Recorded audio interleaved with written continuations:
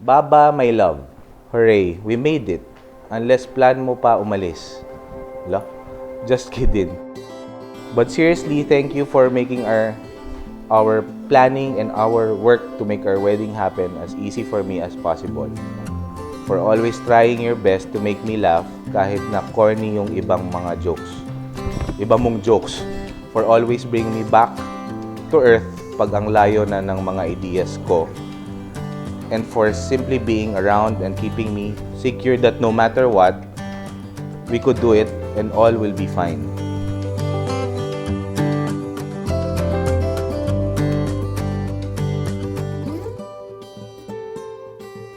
Dear Baba, good morning. A few moments we will be married. I know I made the right decisions.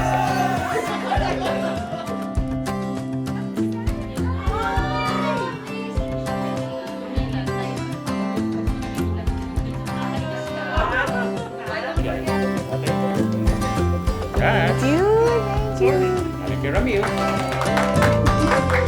Since the first time we met, my life continuously changed. I became a better and stronger person in faith, heart, and mind. I know that I am loved and accepted even with my shortcomings and with who I am. And to let you take the lead in our life as a family. Hanggang bukas tayo dito, pre. Word by word ako eh. Oh, shot muna. Isa lang. Isa na lang.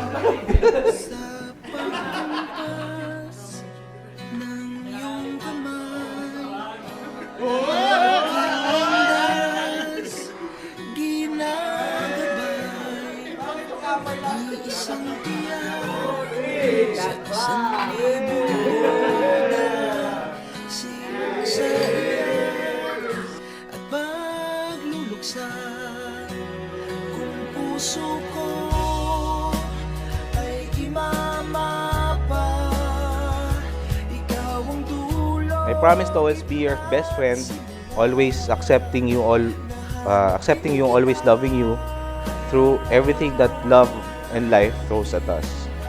Because I believe, ito na naman, spa.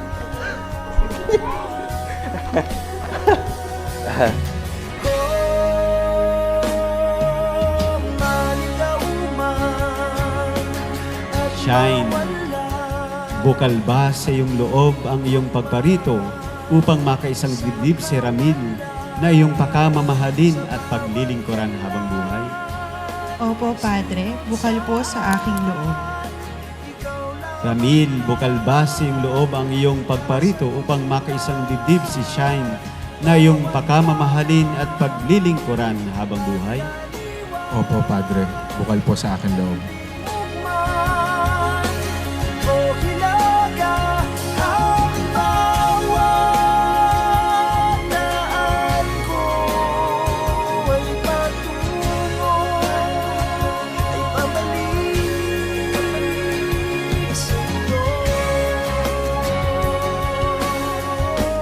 Sa harap ng Diyos at ng kanyang sa harap ng kanyang sambayanan, tinitipan kita maging aking may bahay sa hirap at ginhawa, sa dusa at ligaya. Ikaw lamang ang aking iibigin at ikattanging karugtong ng aking buhay, ngayon at kailanman.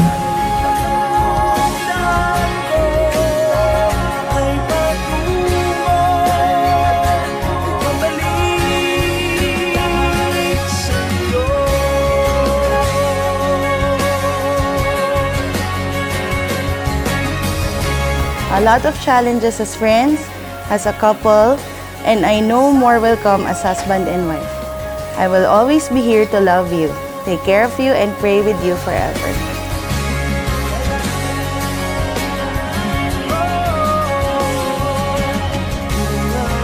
Ang plano ng Diyos, kayong dalawa ay magsasama habang buhay at ang kaligayahan niyon ay matatamo nyo kahit mayroong problema, kahit nag-aaway kayo, marang hindi pagkakasundo, still, nandoon yung ligayang binibigay ng Diyos. At kapag napagtagumpayan niyo ito hanggang sa huling hininga ninyo, mas maligaya ang matatamo nyo sa piling ng Diyos.